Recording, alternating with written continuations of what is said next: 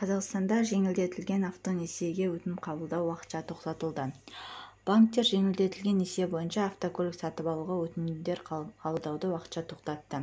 Екінші деңгейлі банктердің мәліметінше, мемлекет тарапынан қаржыландыру болмауы себеп болған. Бүгінде барлығы 9 мыңға жуық өтінім қабылданды.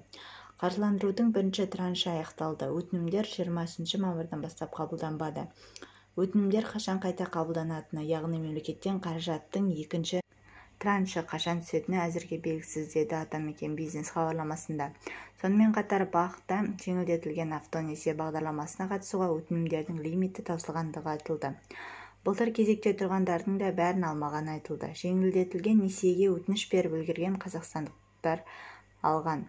Енді автокөлікті несиеге алғысы келгендер өтініш бере алмайды. Қашанға дейін екені белгісіз.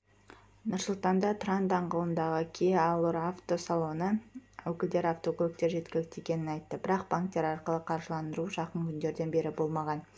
Әзірге тек Forte банк өтінімдері қабылдауды жалғастырып жатыр. Автосалонның электрон кезегінде барлығы 13 мың адам тұр. Бағдарлама бойынша өтінімдерді қабылдау қашан басталады, қашан қаржыландырылады деген мәселе өнеркәсіпті дамыту қорында айтылмады делінген.